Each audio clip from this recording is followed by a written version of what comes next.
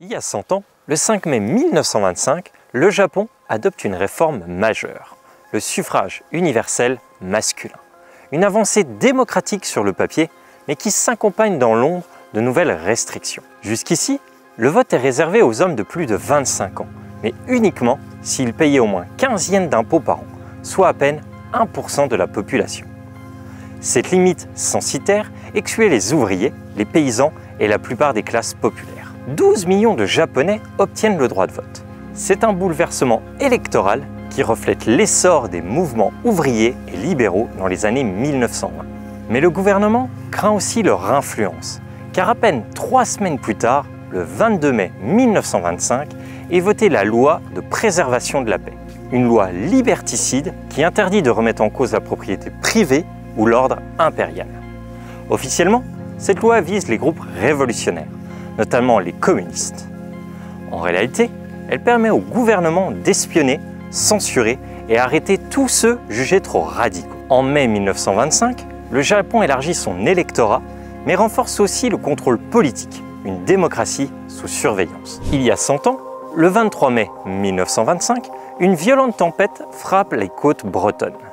2 barques de pêche, le Saint-Louis et le Berceau Saint-Pierre, chavirent au large de Penmark, entraînant la disparition de leur équipage. Alertés, les canots de sauvetage de Kériti et de Saint-Pierre se portent au secours des naufragés. Malheureusement, les conditions météorologiques extrêmes provoquent le chavirement de 2 canots, causant la mort de 15 sauveteurs. Au total, 27 marins périssent dans cette tragédie, laissant derrière eux 24 veuves et 45 orphelins. Cette catastrophe suscite une vive émotion dans tout le pays et relance le débat sur la sécurité en mer et l'équipement des canots de sauvetage. La mer rappelle sa dangerosité en portant avec elle des hommes dévoués à la protection de leurs semblables. Il y a 100 ans, le 3 mai 1925, la France perd l'un de ses plus grands inventeurs, Clément Ader, décédé à l'âge de 84 ans à Toulouse. Ingénieur autodidacte, passionné d'électricité et d'aéronautique, il s'intéresse très tôt au vol mécanique. Dès les années 1880,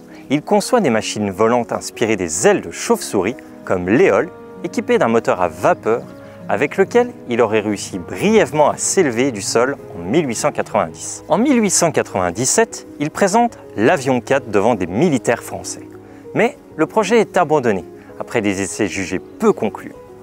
Pourtant, Ader est le premier à utiliser le mot « avion » pour désigner une machine volante, un mot qui allait marquer le siècle. Outre l'aéronautique, Clément Ader s'illustre aussi dans d'autres domaines. Il est l'un des pionniers du téléphone en France, développe des systèmes de transmission audio et imagine, même dès 1909, un traité sur la guerre aérienne, anticipant les futurs conflits mondiaux. Visionnaire, mais incompris, Ader reste une figure centrale de l'innovation française, bien que ses travaux aient été longtemps éclipsés par ceux des frères Wright. En mai 1925, ce n'est pas seulement un homme qui s'éteint, c'est l'un des plus grands rêveurs du ciel, dont les idées ont précédé leur temps. Mais bon, pourquoi je vous raconte tout ça? C'était il y a 100 ans.